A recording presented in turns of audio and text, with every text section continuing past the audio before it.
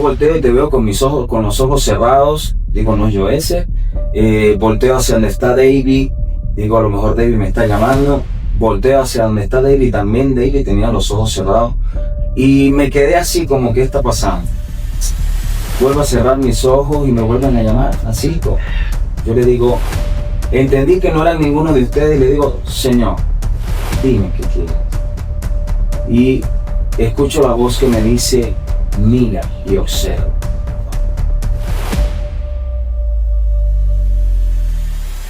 Bless, mi gente, ¿cómo están todos ustedes? Chicos, estoy súper feliz y contento por la maravillosa oportunidad que mi Dios me da de poder tener hoy en este episodio a un invitado súper especial, una persona que admiro y respeto muchísimo, y no solamente por eso, sino que es una persona a la cual Dios me entregó desde que yo era muy niño. Es una persona que amo, aprecio demasiado, y se trata nada más y nada menos de mi papá. Actualmente es pastor, un hombre que viene y salió de lo que es el mundo cristianismo y practica a profundidad lo que son las raíces hebreas. Y para mí, vuelvo y repito, es un honor tenerlo en este episodio. Así que le damos la bienvenida a mi papá, Francisco Hurtado. Bienvenido. Muchas gracias, hijo. Dios te bendiga, Dios te guarde. Bendiciones para todos. Y esperemos que esto sea de bendición para muchos. Amén. Amén, amén. Así va a ser. Y bueno, sin más tiempo que perder, ¿verdad? Cuénteme algo. ¿Quién es Francisco? ¿De dónde nació Francisco? ¿Dónde se crió Francisco? Háblame un poco ese Francisco del pasado, de esa etapa de niño, joven, cuando entraste al mundo del cristianismo, porque sabemos, ¿verdad? Y muchas personas que van a ver esto saben que el tema a tratar de este episodio es respecto a las raíces hebreas, pero vamos a hablar un poco de esa temporada pasada de su vida. Cuéntanos a ver. Bueno, ¿de dónde viene Francisco?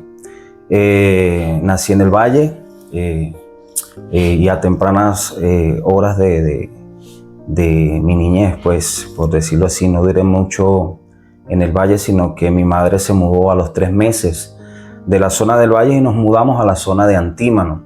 Y de ahí es donde prácticamente tengo toda mi vida desde la niñez.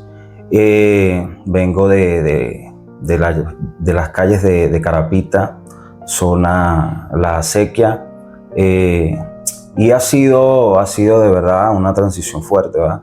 Desde niño vengo conociendo de lo que es el cristianismo, por decirlo así, gracias a una vecina que en el entonces pues iba a la iglesia, y como desde los 6 años vengo conociendo o escuchando de lo que era el cristianismo y asistiendo a las iglesias, etapas en las cuales habían transiciones de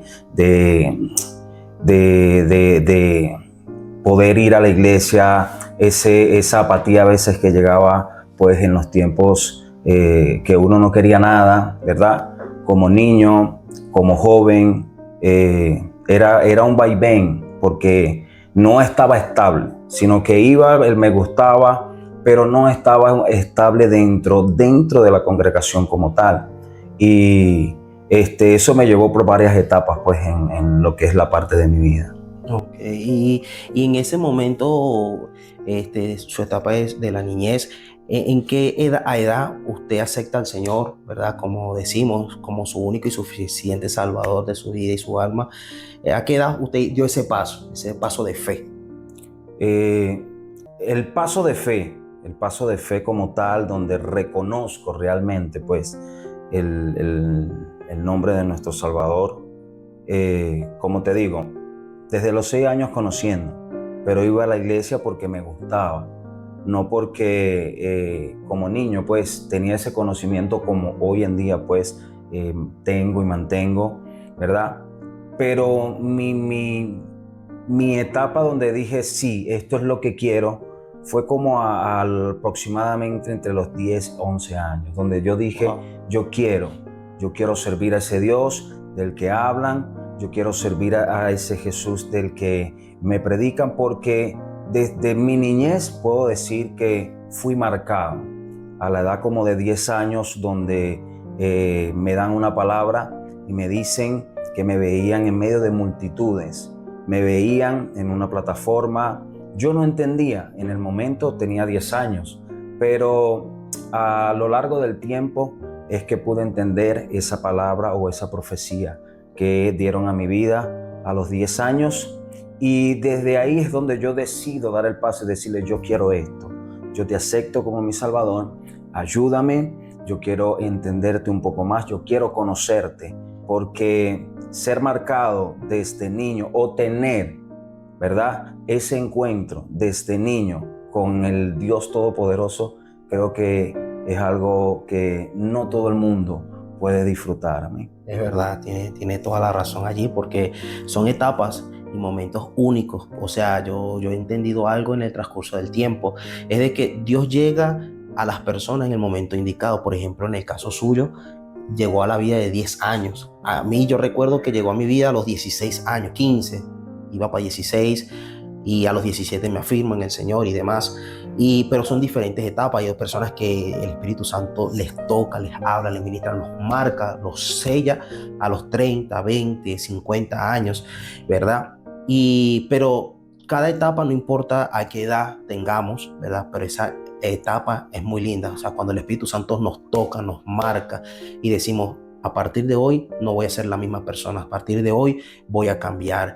Y eso es muy lindo y muy hermoso, y hay que valorarlo. Y dígame algo, usted más o menos recuerda, porque usted aceptó al Señor desde muy temprana edad, ¿hasta qué edad, verdad, usted recuerda qué función usted hacía dentro de la iglesia? ¿Cuáles fueron sus primeros ministerios? No sé si fue músico, adorador. Cuénteme a ver esa etapa, a ver, vamos a hablar un poco.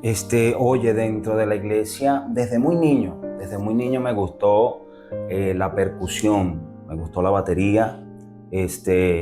Recuerdo que en el momento, en la iglesia donde me encontraba en el entonces, era un tamborcito pequeño, y con mi amiga, mi hermana Yamilé, recuerdo que era la que tocaba en el entonces, empecé a fijarme en eso, y eso me gustó.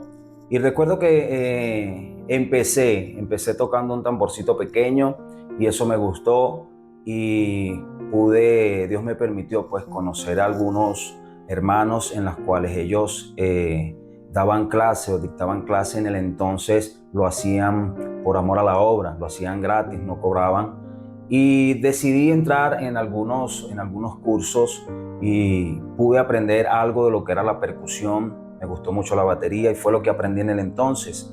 Okay. Y en la etapa de la iglesia recuerdo que mis primeros cargos, ¿verdad?, ya como miembro activo de la congregación, estuve en la etapa de la tesorería de la sociedad de jóvenes. Estuve como secretario en una etapa también de la sociedad de jóvenes.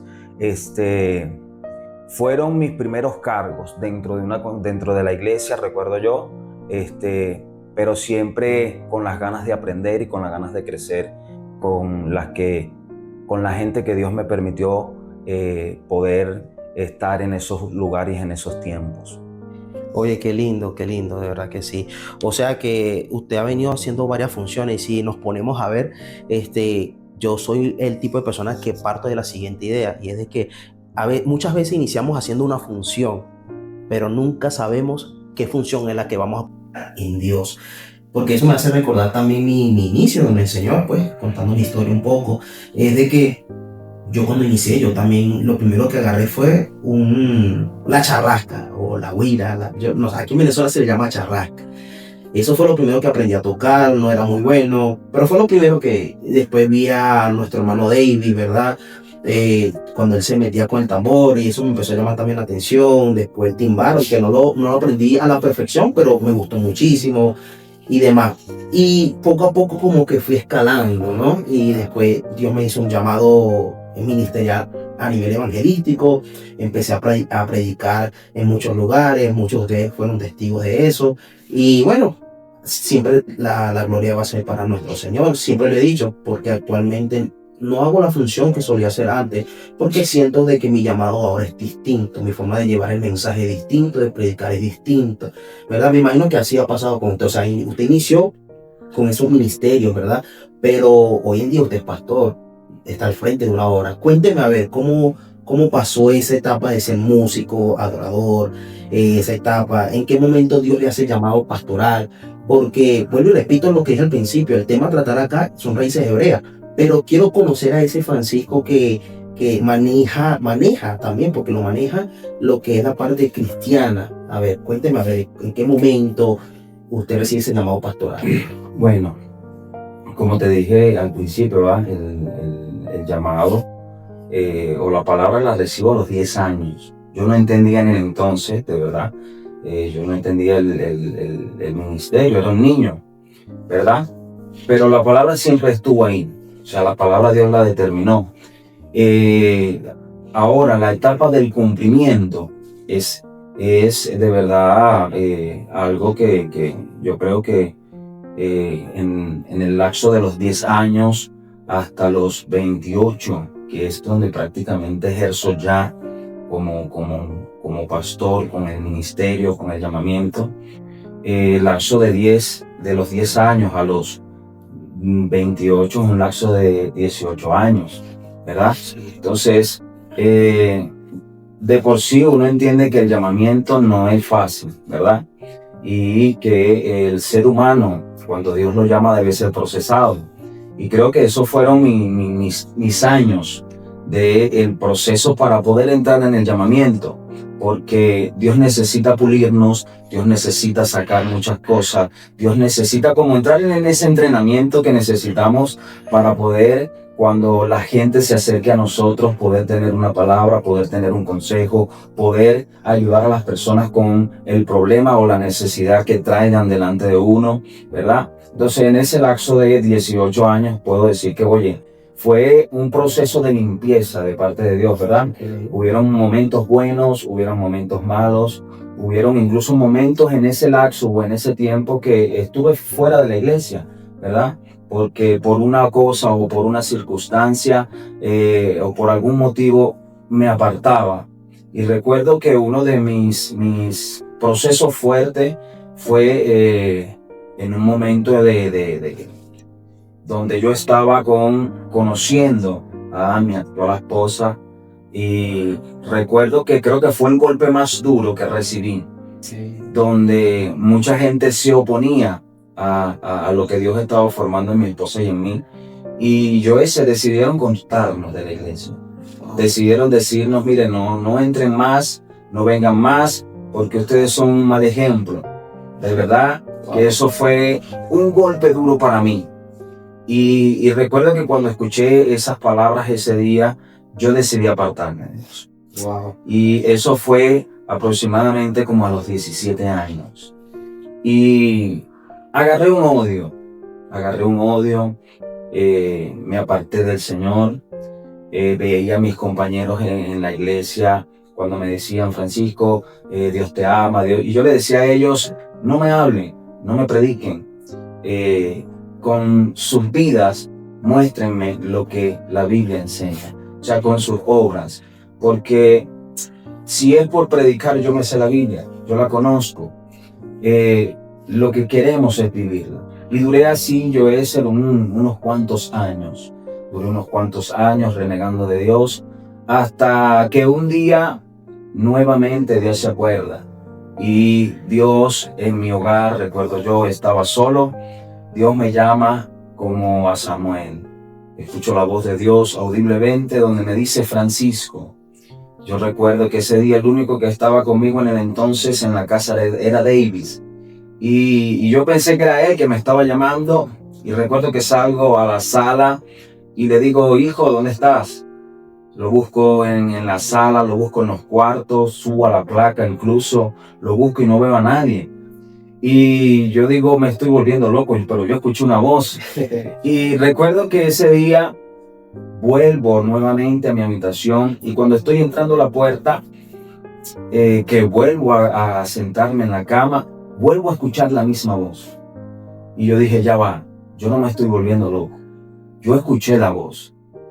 Pero como ya había revisado, yo dije, nada, David no está. Okay. Y Dios me trae a memoria a Samuel, cuando Samuel es llamado. Y recuerdo ese pasaje bíblico y le digo, Señor, si eres tú, vuelve a llamarme. Y me vuelvo a sentar en la cama, vuelvo a agarrar la computadora y vuelvo a escuchar la misma voz. Francisco, te estoy llamando. Wow, 3 veces. 3 veces. Qué profético es eso. Y a la tercera vez pude sentir la presencia de Dios y lo que hice fue llorar. Y le dije, Señor, aquí estoy. Wow. Haz conmigo lo que quieras. Y recuerdo las palabras tácitamente de el Espíritu Santo que me dice, te estoy llamando por las buenas. No hagas que te llames por las malas. Wow. Y lo que se me viene a memoria cuando escucho esas palabras es a mi hijo Eliezer, el menor, a tu hermano menor. Y yo le digo, Señor, tú harías cualquier cosa total de que yo te sirviera. Y le digo, Señor, no, yo te voy a servir por las buenas. Y desde ese día hasta el día de hoy, mi vida ha sido transformada y ha sido llenada por el Espíritu Santo. Y de verdad que desde esa vez para acá digo, Señor, no es lo mismo hablar de ti leyendo la Escritura. No es lo mismo cuando uno te oye, cuando uno te escucha, cuando uno puede sentirte y expresar lo que uno ha vivido espiritualmente, ¿verdad? Esa unión del Espíritu Santo, de Dios a hablarte. Yo creo que no es lo mismo. O sea, no es lo mismo cuando tú entiendes quién te está llamando. Cuando tú entiendes quién es el que te está dando la mano, el que te está extendiendo, el que te está diciendo, yo estoy aquí. Y desde ese día para acá, de verdad, mi vida ha sido totalmente transformada. En cada momento pues le digo a Dios que me ayude en mi momento de debilidad, pero siempre me acuerdo de ese día y es lo que me ha permitido hasta el día de hoy estar delante de la presencia de Dios, con luchas, con pruebas, pero siempre me acuerdo de ese llamado. Wow, qué profundo, porque es una realidad, ¿sabes? Y había que estar hablando de sentir la presencia de mi Señor, porque es muy lindo. Y por lo que veo, eso fue un llamado muy potente, muy directo. Y he aprendido conforme a la palabra, historias bíblicas, que cuando Dios le hace un llamado a una persona de una manera directa, así como Dios lo hizo con usted, créame que es porque Dios tiene un propósito, no pequeño, no mediano, sino muy grande aquí en la tierra. O sea, hacer una función de parte de Dios aquí en la tierra. Y creo que eso es lo que usted actualmente viene haciendo, ¿sabe? Y quiero pegar a esto porque también usted ya quiere entrar a lo que son las raíces hebreas y este mundo, porque sí, ciertamente usted era pastor y demás, pero veo de que usted hizo una transición, una transición, se pudiera decir 360, o sea, una transición no 20 grados, no 60 grados, no 180 grados, o sea, un cambio radical, un cambio masivo, ¿verdad? Que muchas personas se quedaron impactados, porque yo recuerdo que en esa temporada yo miraba a las personas y se acercaban a uno criticándoles y demás. Háblanos sobre eso, o sea, ¿cómo usted hizo ese cambio? ¿Por qué usted tomó la decisión y qué fue lo que le motivó a estudiar lo que hoy le llamamos raíces hebreas, a profundizar sobre este mundo? A ver. Oye, ¿cuál fue la transición de Francisco del cristianismo o a las raíces hebreas? Recuerdo que estábamos en la iglesia, para ese día había convocación de lo que conocemos como la Santa Cena, ¿verdad?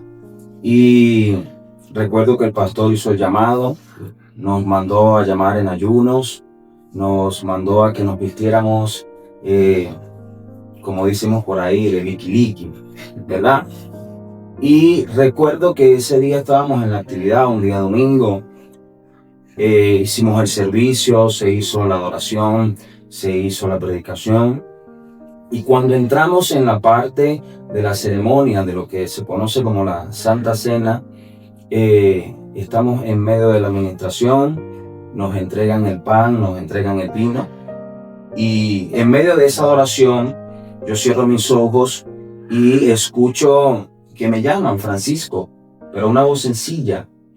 Yo volteo y yo estoy pensando que eres tú que me estás llamando. Ok. Y yo volteo y te veo con los ojos cerrados. Digo, no, yo ese. Volteo hacia donde está David. Digo, a lo mejor David me está llamando. Volteo hacia donde está David. También David tenía los ojos cerrados. Y me quedé así como, ¿qué está pasando? Vuelvo a cerrar mis ojos y me vuelven a llamar, Francisco. Yo le digo, entendí que no era ninguno de ustedes y le digo, Señor, dime qué quieres. Y escucho la voz que me dice, mira y observa. Wow. Cuando escucho esa voz que me dice, mira y observa, yo digo, ya va, que está pasando algo. Yo recuerdo que tengo el vino en mi mano derecha y tengo la porción de pan en mi mano izquierda. Y empiezo a observar, observo al pastor, observo a mi esposa que está a mi lado, observo a los hermanos, incluso volteo hacia la parte de atrás y veo a la iglesia. Yo, pero todo el mundo está orando. Pero hubo un momento que mi mirada se fue al fondo de las ventanas. Okay. Yo veo el resplandor del sol pegando en la calle y yo digo, ya va, ¿qué pasa, Señor? Claro, no interrumpo la actividad porque mi pastor estaba al frente y por respeto le digo, Señor, explícame. Y recuerdo que hicimos la impartición, celebramos la Santa Cena, nos comimos el pan, tomamos del vino, pero quedó ahí. Ahí fue donde quedó la interrogante. Algo está pasando. Recuerdo yo que el Señor me lleva al pasaje en Mateo, donde se celebra la cena, y busco la Biblia, salgo corriendo, agarro la Biblia, y recuerdo que lo primero que leo es que el Señor se encontraba en una fiesta, y eso llamó mucho mi atención. Y voy al pastor y le digo, pastor, nosotros celebramos Santa Cena en ayuno, nos piden que nos vistamos así, o sea, como que si estuviéramos en un lugar ojo, no es que no se deba guardar reverencia, sino que es como que son esos días donde debemos ser más reverentes a las cosas de Dios. O sea, nos mandaron a llamar así. Y le notifico a mi pastor, sentí esto, ¿por qué nosotros celebramos esto? Si el Señor estaba en una fiesta, y después de la fiesta dice que Él se sentó con los 12, y fue después de la fiesta que Él tomó del pan y del vino. Recuerdo que el pastor me da en el hombro y me dice, quédate tranquilo, Francisco, anda a tu casa normal, pero no me quedé conforme. No me quedé conforme, llegué a mi hogar y empecé a leer. Y recuerdo que leo y el Señor se encontraba en una fiesta de Pascua. Y ahí es donde empiezo y le digo, Señor, enséñame, porque hay más cosas que lamentablemente hoy en día no se están enseñando. Y ahí comenzó la transición de Francisco del cristianismo a las raíces hebreas. En otras palabras, esa fue la historia que le hizo clic. Yo le llamo despertar. Esa fue la historia que le hizo despertar. Cuando fue ayer, yo estaba hablando con una persona y yo le decía a esa persona, muchas veces estamos dentro de la iglesia, pero hay muchas personas dormidas. Y Dios tiene que hacer muchas cosas para despertar. Y por lo que veo, esa fue la historia bíblica en una Santa Cena, ¿verdad? Cristiana, porque, señores, esa no es la verdadera cena del Señor. Esa no es la verdadera cena. Eso es lo que nos enseñaron. Pero bueno, aquí tenemos a mi papá que nos va a explicar todo eso. Pero quiero que sepa que eso fue el clic que le hizo a usted de hacer esa transición, y le damos la gloria a Dios porque ciertamente, o sea, yo actualmente veo un Francisco totalmente distinto a ese Francisco que el de allá. El Francisco que era cristiano no es el mismo de ahorita, totalmente distinto y diferente. Entonces miren esta pregunta tan interesante. ¿Cómo fue el proceso emocional y espiritual de dejar el cristianismo? ¿Cómo usted lo tomó? ¿Cómo fue ese? Oye, el proceso emocional, voy a serte sincero, de verdad, se me hizo sencillo. ¿Por qué? Porque la Biblia nos enseña y nos dice que conoceréis la verdad y la verdad te hará libre. Entonces, cuando yo empiezo a indagar y busco incluso cuando me topo con la Santa Cena, me fui a la Escritura, eso me lleva a varios pasajes y es ahí donde descubro que la Santa Cena, ¿verdad? Que celebra la iglesia hoy en día, se celebra para la fecha del 13 de Aviv, mes del calendario del Creador, ¿verdad? Eso es lo que hizo el Señor con los 12. Pero antes de eso, de esa celebración o antes de ese brindis que hizo el Señor con los 12, porque incluso Él mismo lo dice, que Él no bebería ni comería de ese pan hasta que Él vuelva a venir y lo haría nuevamente con cada uno de nosotros. Veo que allí la cena que se conoce hoy en día, la que celebró el Señor, Él estaba celebrando antes Pascua o Pesa, que se encuentra en el libro de Levíticos. Esa viene siendo la primera fiesta. ¿Sí? Esa es la primera fiesta de 7 que el Creador manda a celebrar y se encuentra en Levíticos 23. Ahí van a poder buscar, van a poder indagar en la historia y van a entender que Dios establece 7 fiestas. Y disculpe, y lo establece perpetuamente, o sea, por el resto de nuestras vidas. Eso es correcto, Joyce. Cuando Dios establece cada una de las fiestas y llama a Moisés y le da las indicaciones, Él a cada una de las fiestas le dice que eso es perpetuamente, ¿verdad? O sea que eso no ha cambiado. Ahora que al tiempo de hoy se ha olvidado de esa fiesta, no significa que Dios la haya retirado o que Dios la haya, bendito el nombre del Señor, las haya eliminado. No, ellas están ahí. Que nosotros no las conozcamos o que no las queramos conocer es otra cosa. Pero eso está establecido y está establecido perpetuamente.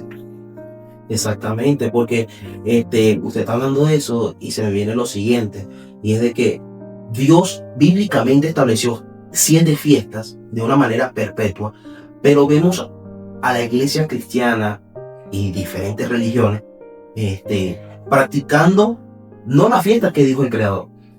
Viven practicando otro tipo de fiestas que cuando leemos Gálatas, ¿verdad? En sus primeros capítulos, vemos de que eso son fiestas paganas. Entonces, wow, vemos ese mover. Dios hablándole a Israel. Nosotros somos Israel, señores. Aunque ustedes no lo quieran reconocer, somos Israel. Pero no quiero profundizar allí. Pero eso es un tema que sería bueno que ustedes hagan un cuaderno, investiguen, porque eso les va a ayudar a ustedes a despertar. Pero vemos eso, ¿sabes? Entonces, ¿qué opina usted sobre eso? Porque usted está mencionando de que la cena fue después de una fiesta, la primera fiesta. Pero vemos también, saliendo un poco del tema, del contexto, es de que actualmente vemos iglesias celebrando fiestas paganas, que ellos no lo reconocen como si fueran paganas. Entonces, viene usted, vengo yo, o venimos cualquiera que practicamos raíces hebreas y le decimos a ellos que celebramos raíces, fiestas, ¿verdad? Las fiestas que Dios puso en la Biblia, nos llaman locos, nos llaman esto. Entonces, háblenos sobre eso. Bueno, Joyce, mira, el diablo necesita es algo sutil, mover 2, 3 letras para desenfocar o sacar de contexto cualquier texto de la Escritura, ¿verdad? Entonces, hoy en día la iglesia, ¿verdad? La iglesia cristiana celebra la Navidad, celebran lo que es el amigo secreto, celebran carnavales, ¿verdad? Fiestas que son dedicadas a dioses o a ídolos falsos, ¿verdad? Entonces, debemos entender algo, y quiero empezar por acá. Suelte, fluye allí. Fíjese algo. A nosotros se nos cambió incluso el calendario. El calendario que Dios estableció, que es el calendario del Creador, que se rige por la luna, eso no lo cambiaron. ¿Cómo usted puede entenderme esto? Vamos a irnos a la parte de los números. Llega un momento de que después que pasan los primeros meses, que son enero, febrero, marzo, abril, mayo, junio, julio, agosto, el cambio empieza en septiembre. Okay. ¿Por qué?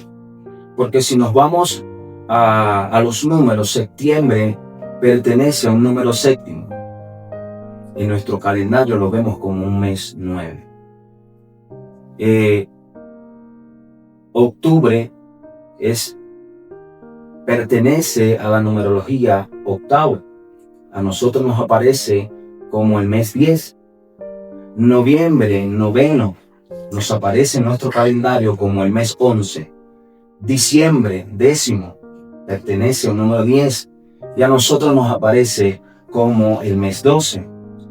¿Quién hizo ese cambio sutil? Dios no fue. Dios no lo hizo. Hubo un cambio para sacarnos a nosotros de lo que Dios ya venía trazando, de lo que Él estableció. Entonces, hubo ese cambio sutil, ¿verdad?, en el calendario, y nos sacaron a nosotros de la raíz original. Por eso Jeremías dice, ¿verdad?, párate en el camino, y cual sea la senda, síguela.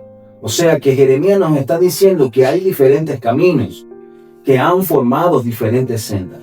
Pero Él está estableciendo, hey, párate en la senda. O sea, hazte a un lado por un momento y mira cuál sea la senda correcta. Y cuando la consigas, sigue por ella.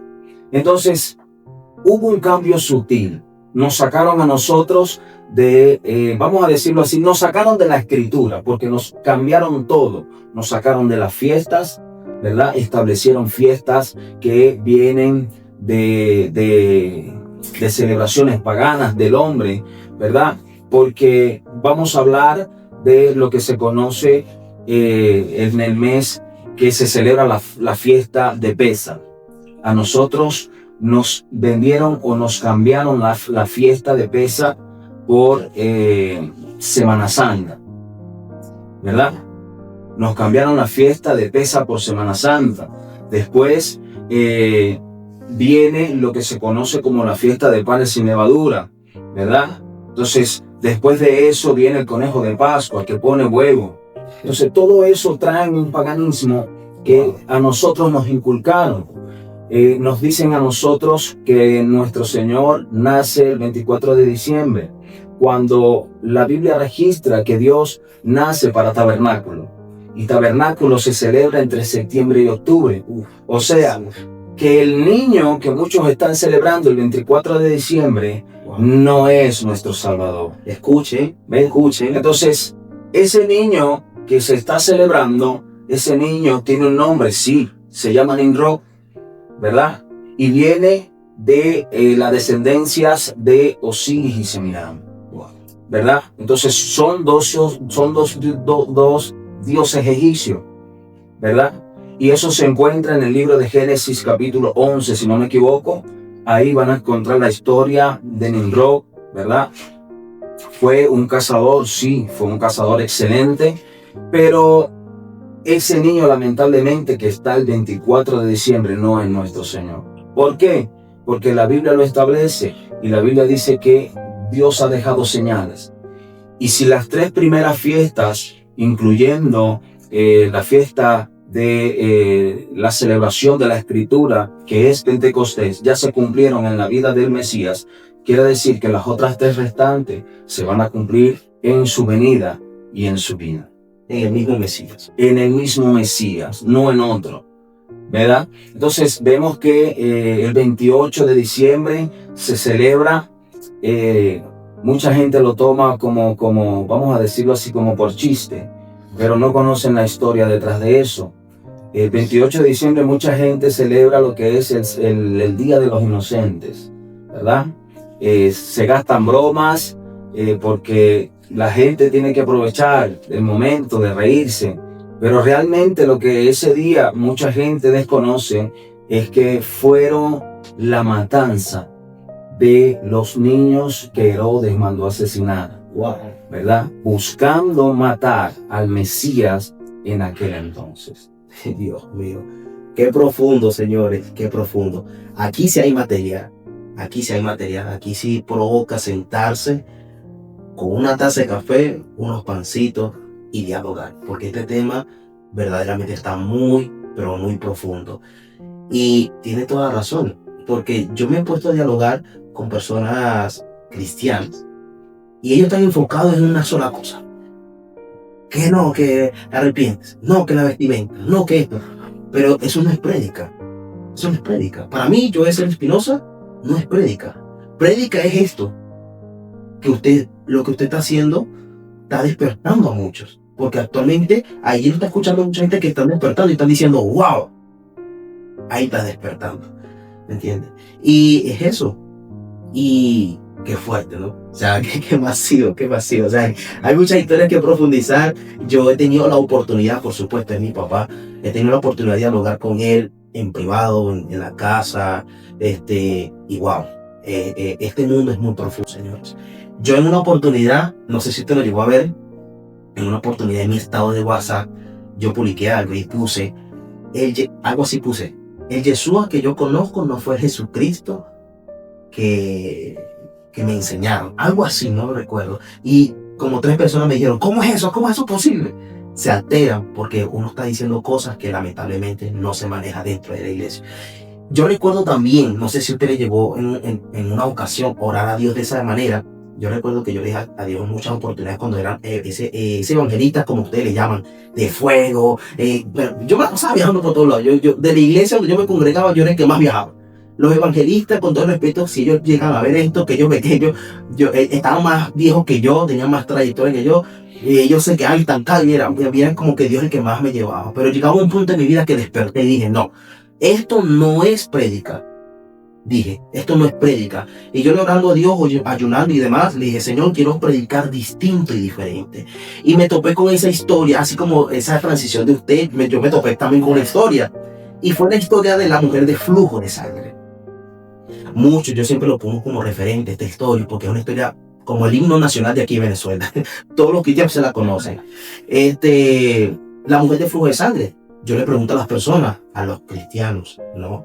Con esto no quiere decir que yo no soy cristiano, porque como lo dije estos días en uno de los podcasts, cualquiera que me pregunte si soy cristiano, le voy a decir que sí, para no causar cortocircuito en las personas. Sí, pero mi identidad, yo sé en qué está aferrada y demás, sí, tal vez como usted. Y yo recuerdo que yo digo a las personas, ¿qué fue lo que tocó la mujer de flujo de sangre? Todo el mundo grita, ¡el manto! Y yo me le quedo viendo y le digo, ¿el manto? No. Ella nunca tocó el manto. ¿Cómo es posible? La Biblia lo dice. ¿Estás seguro que la Biblia lo dice? Y claro, mi forma de hablar y hacer preguntas o interactuar con las personas es como ponerlo a dudar. Pero es que si tú estás seguro de lo que estás diciendo, o sea, ¿por qué no sigues actuando con tu seguridad? ¿Por qué te vas a influenciar por lo que estoy diciendo? Yo sí estoy seguro de lo que digo. Entonces yo le digo a las personas, hey, tú estás equivocado. Nunca tocó el manto. Entonces, ¿qué fue lo que tocó?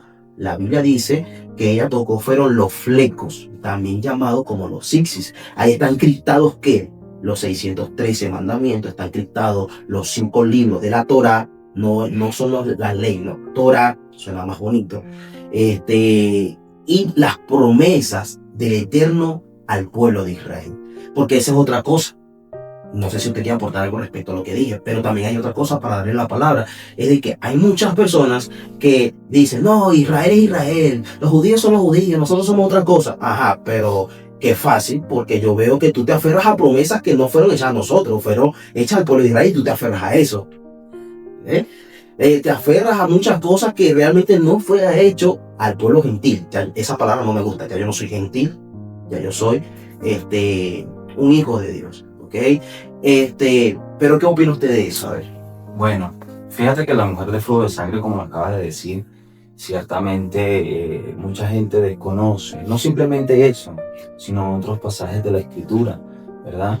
Porque fueron enseñados en nuestro idioma, fueron enseñados en el español que nosotros manejamos, pero ciertamente lo que la mujer tocó fue el talí, fueron los zixis, que ahí representan lo que ya tú acabas de decir, las promesas, todo eso. Entonces cuando tú le consigues el sentido, ¿verdad?, escritural, a lo que Dios realmente quiere decir, tú te aferras a eso. Así como la mujer del flujo, ella entendía que por tocar nada más al profeta, ella podía ser muerta, pero ella entendía que había una promesa en los zixis.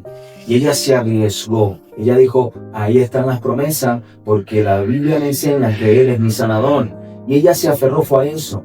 Y se dirigió por medio de la multitud y tocó Loxixi, que representan yo soy tu Dios sanador, ¿verdad? Entonces, así como eso, hay muchos pasajes dentro de la Escritura que en nuestro idioma, ¿verdad? No lo vamos a entender, no vamos a poder dar con ellos porque son, recordemos que la Biblia, aunque muchos no queramos o no quieran aceptarlo, es un libro que fue escrito primero en el idioma hebreo, el hebreo palio, como se lo dieron a Moisés.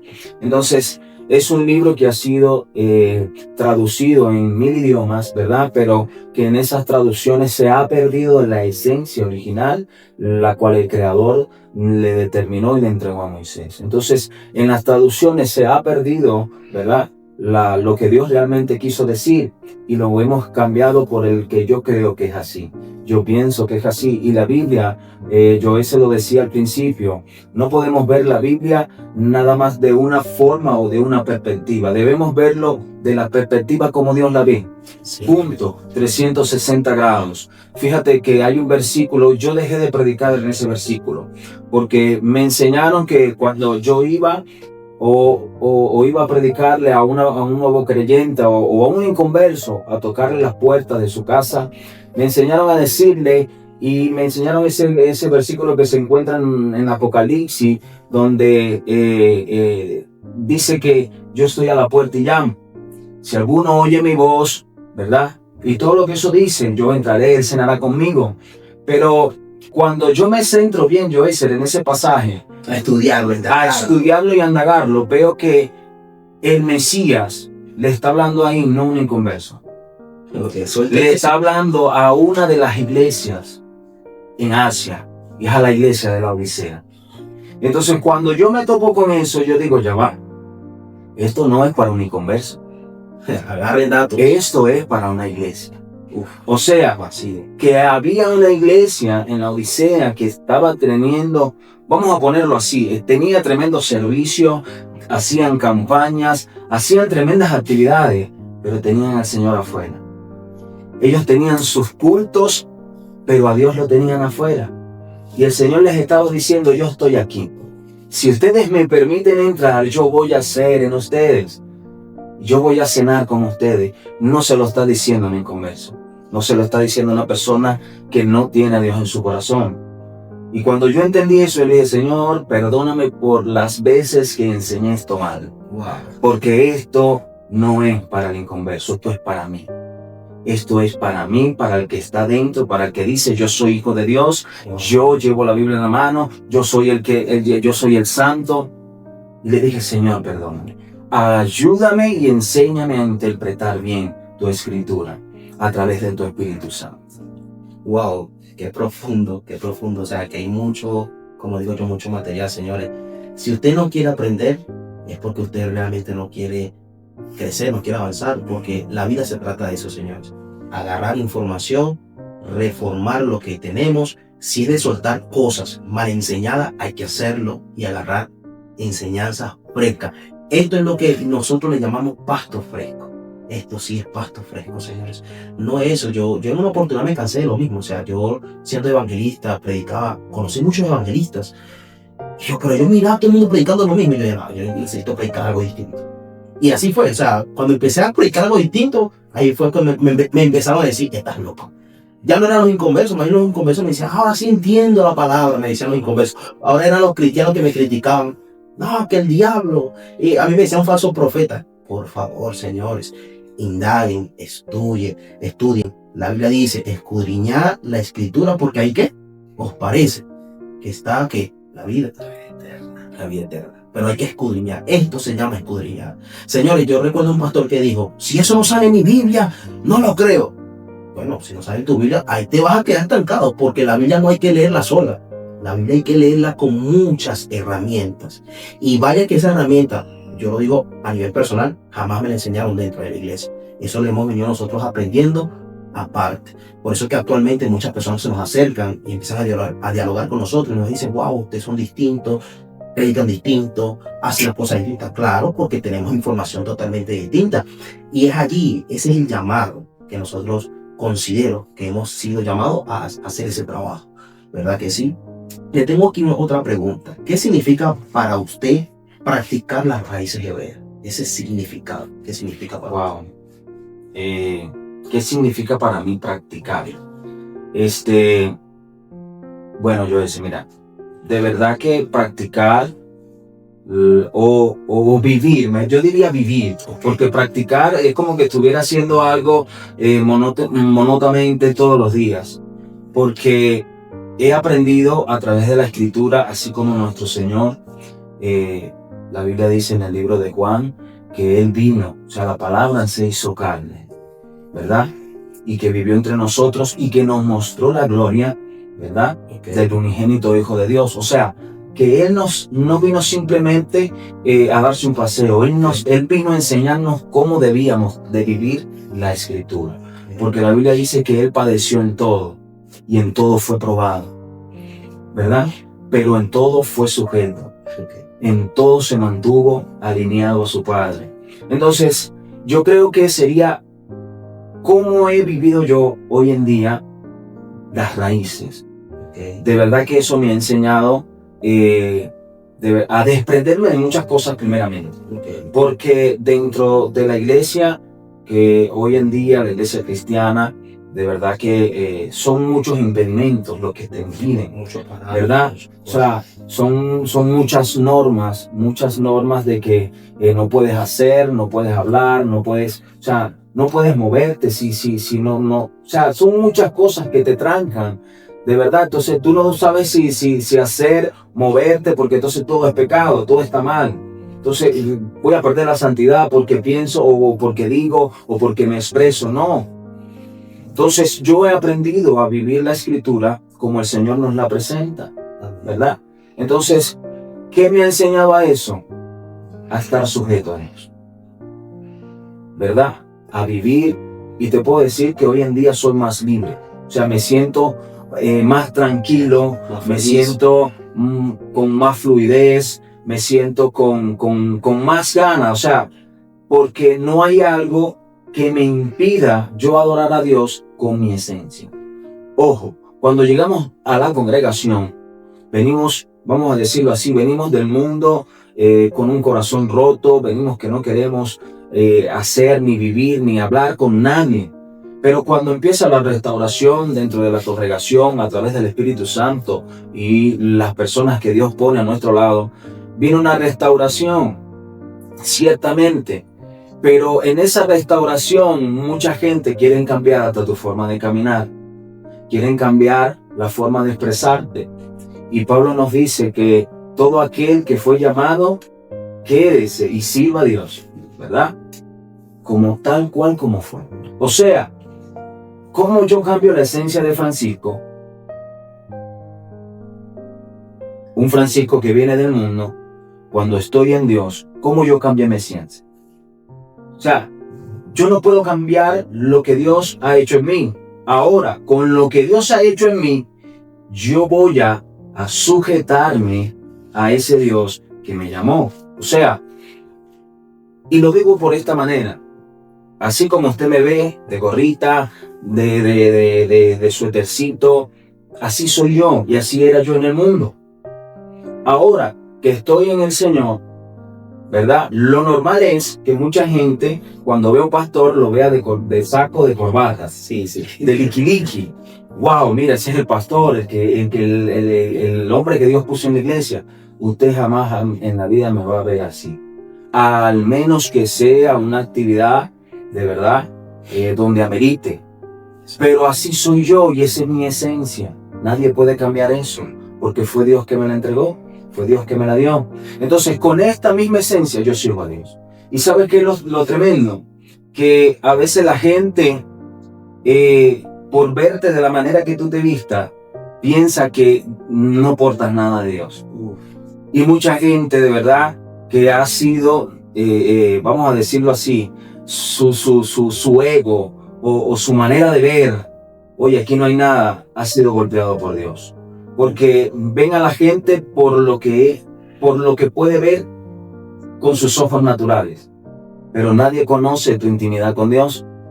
Nadie conoce el secreto que tú tienes con Dios. Entonces, cuando el secreto sale, la gente dice, wow, esta es una mujer y este es un hombre que porta de Dios. Oye, mira, usa gorrita, usa franelilla, no usa corbata, pero es un hombre, es una mujer que porta de Dios. Y eso me ha pasado en algunas, no voy a decir en todas, pero sí en algunas iglesias donde me ven así y piensan que soy vamos a decirlo así, una persona que viene del mundo. Pero cuando Dios me permite estar y que Dios me permite orar, la gente dice, wow, pero si es pastor, ¿por qué no usa corbata? Porque no es la corbata lo que te identifica en Dios, es lo que Dios ha hecho a través de ti, es lo que te identifica con el cielo. Literal, porque usted está diciendo eso y es una realidad. O sea, vemos hoy en día la iglesia cristiana evangélica, todos vestidos igual, no hay una diferencia. Pero si nos vamos a los tiempos bíblicos, o sea, los profetas no se vestían igual, se vestían diferente. Los reyes de Dios no se vestían igual, se vestían diferente. Los apóstoles se vestían, tenían sus diferencias. O sea, no, yo digo que no se vestían igual. Pero es eso, o sea, hay que hacer algo totalmente que marque la diferencia. Y esa es la forma como usted marca esa diferencia. Que llega a esos sitios, la gente lo ve, tiene una percepción equivocada, creyendo ellos que tienen la realidad de la percepción, pero resulta que cuando Dios le da la oportunidad, ¡pum!, tiene que callarse la boca. ¿Qué opina usted sobre esas personas? Porque lo vi, que al usted hacer esa transición, lo criticaban mucho. ¿Por qué? ¿Qué pasa? Que yo siempre lo he dicho, y en el episodio anterior yo lo dije con nuestro hermano Jorfran en la parte de la barbería. Yo lo dije de la siguiente manera, que muchas veces esas personas nos critican. Wow, sí, esto, que se cree, que no sé qué, que ahora que lo otro, se creen más santos que los demás, y esto, que aquí, que allá, ¿cierto? Pero esas personas que nos criticaron, hoy en día nos están buscando para pedir consejo. ¿A usted le ha pasado? ¿Qué opina usted de eso? Wow, eso es tremendo. Eso es algo tremendo, de verdad que sí. Porque yo decir, cuando nosotros incursamos en lo que es las raíces y el conocimiento de la escritura en su estado natural, puedo decirte que muchos que se llamaban amigos o compañeros dejaron de visitarnos, dejaron de vernos, muchos dieron la espalda, se fueron. Pero nosotros entendimos que esto era parte del llamamiento, de verdad que sí. Entendimos que era parte de nuestro proceso y lo que hicimos fue aferrarnos a Dios. Y de verdad que como humano te voy a decir, sí, dolió mucho, porque fueron gente que te acompañaron prácticamente en un largo trayecto de tu vida, pero entendí también algo en Dios y Dios me lo hizo saber en una oportunidad. Muchos van a empezar contigo, pero no todos terminarán la carrera contigo. Entonces, esas son las palabras las cuales uno dice, ya tú me lo advertiste, entonces no voy a llorar, no me voy a quejar, no voy a criticar, sino que voy a seguir caminando, porque ya tú me lo habías dicho, ya tú me habías avisado. Entonces, ciertamente hoy en día, esas personas que de cierto modo dieron la espalda, uno hoy se ríe, de verdad que sí, uno dice, wow, Señor, qué tremendo, ¿no? Porque mucha gente hemos topado con ella y hoy en día nos piden un consejo, nos dicen, hermano, ¿cómo tú ves esto? Hermano, ¿qué te parece a ti esta parte de la escritura? En una oportunidad compartida con uno de los varones cerca de mi casa y estábamos hablando de los tiempos finales. Y él me decía, hermano, yo le doy gracias a Dios por la doctrina, ¿verdad?, de las dispensaciones. Y empezó a hablarme de las dispensaciones. Y empezó a decirme porque hubo un tiempo de la ley, porque hubo un tiempo de esto, porque hubo un tiempo de no sé qué más. Y ahorita estamos en el tiempo de la gracia. Y yo le digo a él, mi hermano, está bien lo que me estás diciendo en cierta manera, pero no lo comparto. Porque tú te estás rigiendo por una ideología que escribió un hombre que se dedicó a estudiar la escritura, la interpretó a su manera y sacó un libro y sacó una enseñanza. Y le digo, yo me rijo por los reinos. Y él me dice, se me queda bien y me dice, ¿cómo así? ¿Y dónde sale eso? Mi hermano, en el libro de Daniel. Daniel, Dios le entrega una visión y le dice, estos son los reinos del mundo, los cuales se regirán hasta que llegue el reino del Mesías. Y empiezo a explicarle, tú me estás hablando de que hubo un tiempo de ley, pero en ese tiempo de ley hubo gracia. Sí, Señor. ¿Por qué? Y él me dice, pero ¿por qué, hermano? Es que la ley ya... Yo digo, hermano, en Génesis dice la Biblia que hubo un hombre que halló gracia delante de Dios, y fue Noé. Era el tiempo de ley, pero ¿cómo un hombre haya gracia en tiempo de ley? Exacto. Y el hermano se me queda viendo y me dice, oye, hermano, no había visto eso. No, pero está en la Biblia. Eso. Ahora que no lo hayas entendido es otra cosa. Ana halló gracia delante de Dios. O sea, hubieron muchas mujeres, hubieron muchos hombres que hallaron gracia en el tiempo de la ley. Y le expliqué. Y le digo, mira, en el tiempo que tú me estás hablando, tú no sabes ni siquiera dónde estás parado. Porque si yo te pregunto una noción de que tú me digas en qué tiempo de la escritura estamos, tú no me vas a saber explicar. Y ciertamente le hice 2, 3 preguntas y me dijo, hermano, le digo, mira, ¿por qué yo te digo que yo estoy en los tiempos o que yo analizo y estudio los reinos? Porque la Biblia establece en Daniel varios reinos. El reino babilónico, el reino persa, el reino griego, el reino romano, el reino que es mezclado, ¿verdad? Que es el reino de las alianzas, y el reino, ¿verdad? Que es el reino del Mesías. Entonces, en este tiempo ya el reino babilónico pasó, el reino persa pasó, el reino griego pasó, el reino romano pasó. Entonces, estamos viviendo en la última temporada, que es el reino de las alianzas, que es el barro ligado con hierro. Ese es el reino que estamos viviendo, y el reino que falta es el reino que se establece, que es el del Mesías. Entonces, yo sé en qué temporada estoy y en qué parte de la escritura yo me encuentro, ¿verdad? Entonces, ¿qué pasa? No es leer la Biblia, es poder entenderla. Y recordemos que el Señor nos dijo que Él dejaría señales. Y si usted no puede interpretar la Biblia o no puede entenderla, mucho menos va a entender las señales.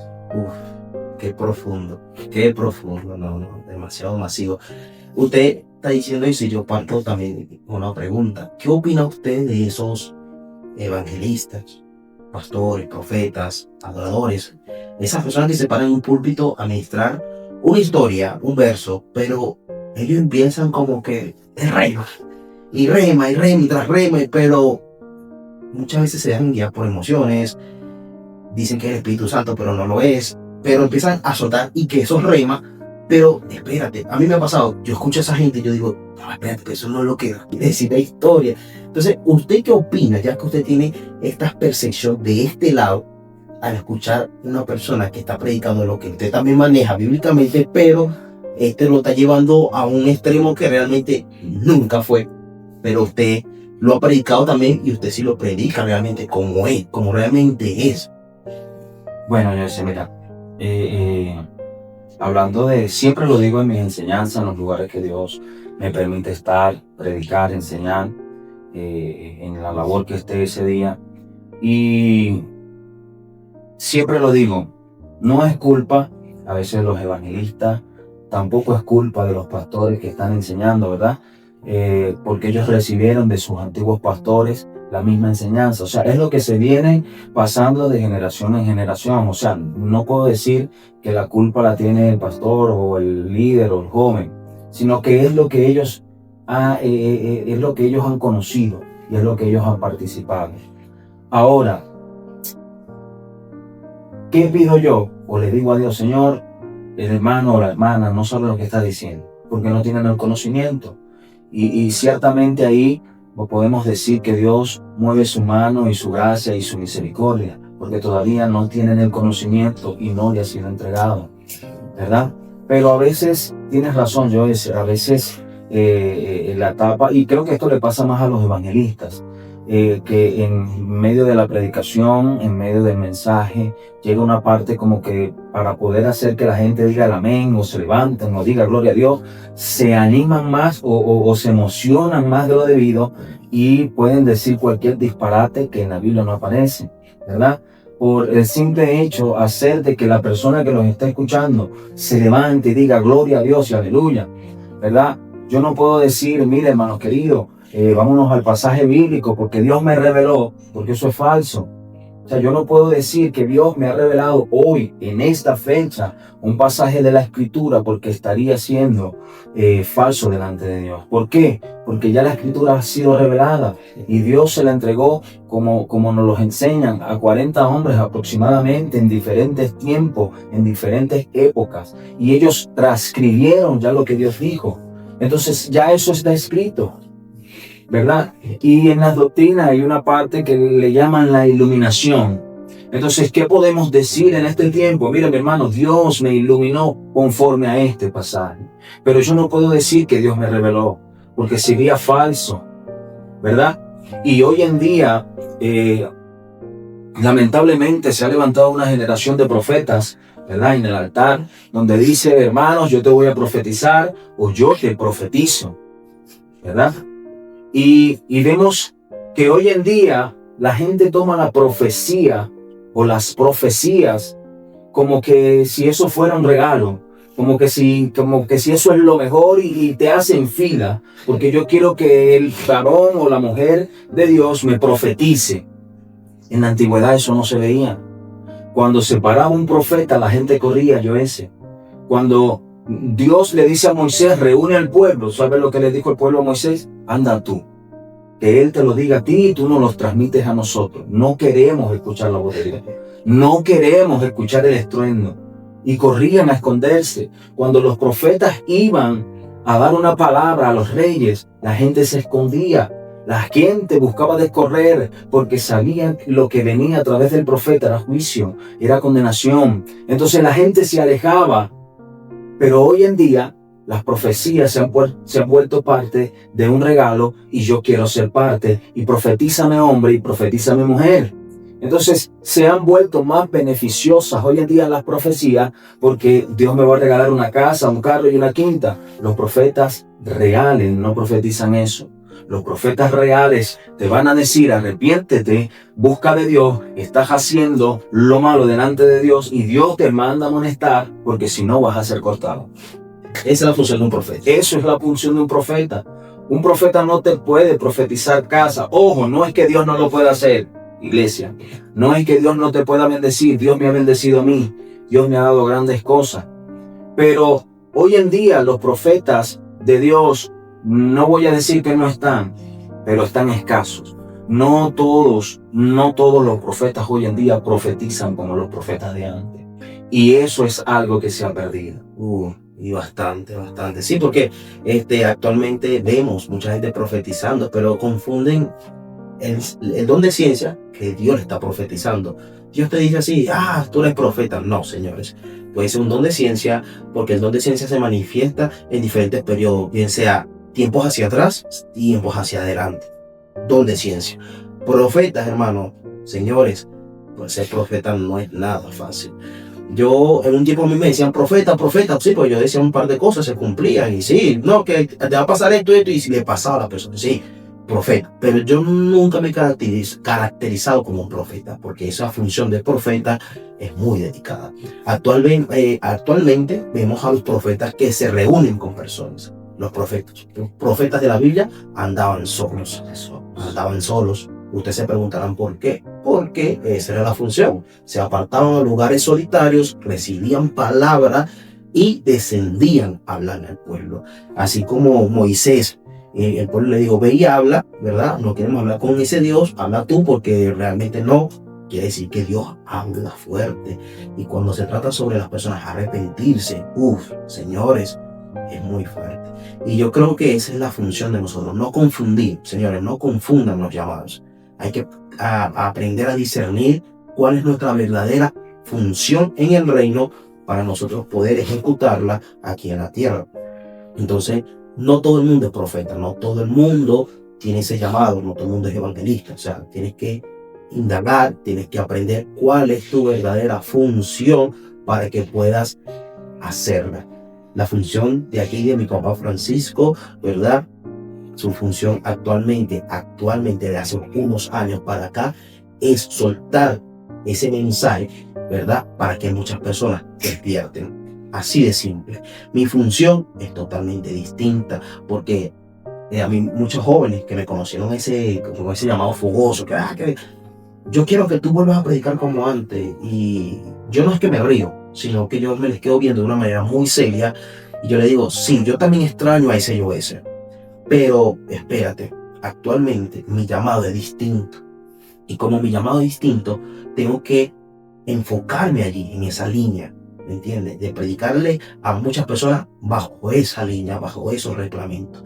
Es bonito ver personas que vengan y no conozcan ese Dios divino, ¿verdad? Ese Dios potente, sobrenatural y demás, pero al escucharme a mí hablar dicen, wow, ahora reconozco que hay un Dios porque te escucho hablar, te veo vivir la vida y realmente eres distinto, ¿me entiendes? Por ejemplo, en el podcast número 2 yo entrevisté a un cubano y él, señores, o sea, él me contó a nivel personal que allá en Cuba no conocen a Dios como nosotros lo conocemos. Él viene de un mundo muy oscuro, ser masón, ser muchas cosas. Allá adoran un dios Akash y demás, o sea, muchas cosas extrañas que para él es muy normal. Y él me dijo, hermano, yo cuando empecé a verte, verdaderamente tuve que testificar de que hay un Dios. Y ahí está. Actualmente él me dice, hermano, ese Dios, Jesucristo, la Biblia lo dice, el hombre está mencionando a Dios, menciona a Jesucristo, algo que allá no lo hacía, señores. Entonces, estamos marcando eso, estamos marcando vida, estamos con nuestras palabras estamos haciendo despertar a muchas personas. Entonces, creo yo que esa es la función de cada uno de nosotros. Y para ir terminando, ¿cómo se siente usted, verdad, en esa función tan masiva que usted está haciendo para Dios? ¿Cómo se siente usted? ¿Y qué aspira usted lograr con esto, lo que usted está haciendo de parte de nuestro Dios? Bueno, una de las cosas que el Señor me ministró yo eso a través de todo lo que Dios me ha permitido conocer es enseñar. O sea, yo no estoy buscando la manera de convencer a nadie, porque el que convence es el Espíritu Santo, ¿verdad? Juan se paraba en el río Jordán, ¿verdad? Y Juan predicaba. Juan no buscaba la manera de decirte, yo ven, Dios te está llamando, y te llevaba, no. La Biblia dice que Juan predicaba y la gente se acercaba para ser bautizado por él. O sea, ellos buscaban, escuchaban a Juan y decían, oye, ese hombre tiene razón, y iban para ser bautizados por él. Entonces, mi intención no es obligar a nadie, porque he entendido eso en Dios. Yo no puedo obligar a una persona que acepte al Señor y que le diga, yo te acepto, y obligarlo a ir a la iglesia, porque no está en su corazón. Entonces, mi obligación es darte la información, y que a través de esa información, a través de la Escritura, el Espíritu Santo haga algo en un momento determinado en tu vida, y que tú puedas decir después, yo necesito de ese Dios que me predicaron, que me enseñaron. Yo necesito conocer a ese Jesús, o a ese Yeshua, mejor dicho, como lo determina la escritura original, porque nos enseñaron a decir Jesús, pero no nos enseñaron el concepto de esa palabra. Aproveche a decirlo. Yo hoy en día puedo manejar los dos términos. ¿Por qué? Porque me ha tocado ir a congregaciones donde no conocen a Yeshua. Entonces, no voy a interpretar a Yeshua en una iglesia donde todavía no ha llegado ese conocimiento. Entonces puedo manejar y moverme en esos dos términos, ¿verdad? Pero sí puedo aplicarlo y explicarlo. Vamos a hablar de Yeshua, el que también conocemos como a Jesús, y ya la gente empieza como que, oye, ¿por qué Yeshua y no Jesús? Entonces, porque Jesús viene del griego, ¿verdad? Y eso significa caballo. Y nuestro Señor no es caballo. Yeshua significa Jehová salva. O sea, hay una referencia a través del nombre de nuestro Salvador, ¿verdad? Que es la salvación a través de la sangre y que nos lleva al Padre. Entonces, ¿por qué nosotros decimos Yeshua y no Jesús? Porque ya conocemos el significado profético o el significado que hay a través del nombre. Entonces, cuando usted dice Jesús, usted está hablando de un caballo, de un jinete. Y cuando dice Jesucristo, está hablando de un hombre que fue ungido con grasa de cerdo. Gloria al nombre del Señor. Pero mientras usted menciona a Yeshua HaMashiach como realmente es su nombre, usted está diciendo Jehová salva. Eso es lo que significa el nombre en el término hebreo de nuestro Mesías. Entonces, ahí les dejo esa aclaración de por qué el término de los dos nombres, ¿verdad? Y por qué hoy en día nosotros usamos más el Yeshua que Jesús que nos fue enseñado. Es por lo que hay detrás del mensaje o esa identidad que representa el nombre de nuestro Salvador. Así, señores, si usted aquí en este episodio, usted no agarró lápiz ni cuadernos para anotar y por lo menos tener la iniciativa de ir a investigar y lo que hace con lo que aprendió acá, señores, está estancado. Nuestra recomendación es investigue, no solamente se quede con lo que estamos diciendo, porque hablando de lo que hemos venido hablando, ¿verdad? Eso es más profundo, señores. O sea, un podcast no da para eso. Eso es muy profundo. Aquí estamos dando pequeñas pinceladas para que ustedes puedan ver un conocimiento sobre este mundo, porque a muchos de ustedes les hace falta, señores. Y para culminar, ¿a quién a usted le gustaría mandarle un saludo? Wow. ¿Y qué consejo? Y otra cosa, ¿y qué consejo usted le daría a las personas? Porque ciertamente hay personas dentro de la iglesia que ellos saben y conocen que dentro de eso no son enseñanzas. Que ellos dicen, yo sé que hay algo más, pero no hay cómo, con quién, dónde, porque me ha solido pasar y escuchar personas. Entonces, ¿a quién le quiere mandar un saludo y qué consejo usted le daría a ese tipo de personas? Wow. Pues, el saludo se lo voy a mandar, lo voy a mandar unánimemente, porque si no, cuando me vean por ahí, me van a decir, no me saludaste, no me mencionaste. Entonces, de verdad, les mando un saludo a todos aquellos, ¿verdad?, que me conocen y los que no me conocen y están viendo a través de este podcast, pues que el Señor pues les bendiga en gran manera. Y el consejo que puedo darte, ¿verdad?, que fue lo que yo hice en el inicio cuando entré en las raíces, ¿verdad? Como te dije, no se trata de convencerte, se trata de que tú misma puedas ir, puedas investigar, puedas entender cuáles son tus raíces originales. Eso fue lo que yo hice.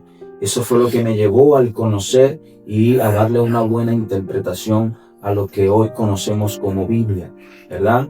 En el hebreo se le llama, como Joel se lo mencionó en una de las partes, Torah, ¿verdad? Eso traducido es instrucción. Entonces nos enseñaron algo que se llama ley.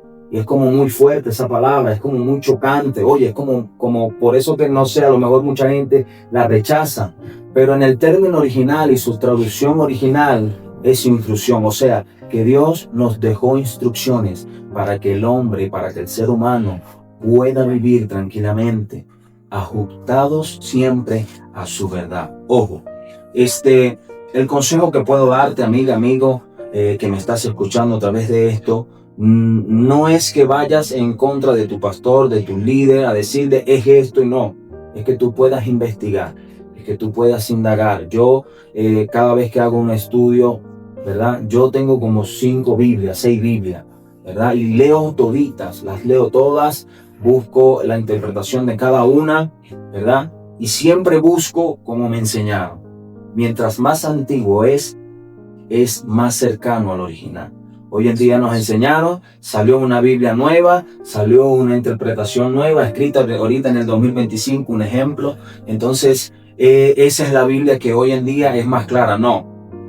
Mientras la Biblia sea más cercana a este tiempo, por decir 2025, más alejada está del contexto original.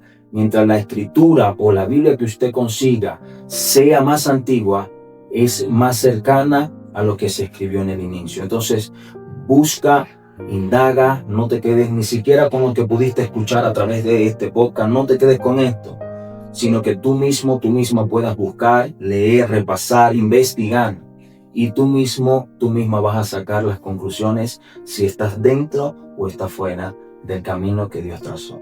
Así que bueno, señores, Dios te bendiga de una manera muy grande. No olvide suscribirse al canal. Y si tú fuiste bendecido en este episodio, permite que otras personas también sean bendecidas. Pásale este link para que ellos puedan también escuchar, nutrirse, porque esta es la idea de este canal, para que se puedan nutrir. Dale me gusta, comenta si quieres seguir escuchando más información respecto a estos tipos de temas. Como dije hace un momento, estos temas son muy profundos, señores. Estamos dando pequeñas pinceladas, pero señores, como digo yo, vamos por más. No olviden suscribirse, vuelvo y repito, en nuestro canal. Síguenos en Instagram también, estamos como Joeser Espinosa. Dios te bendiga, Dios te guarde. Nos vemos en un próximo episodio.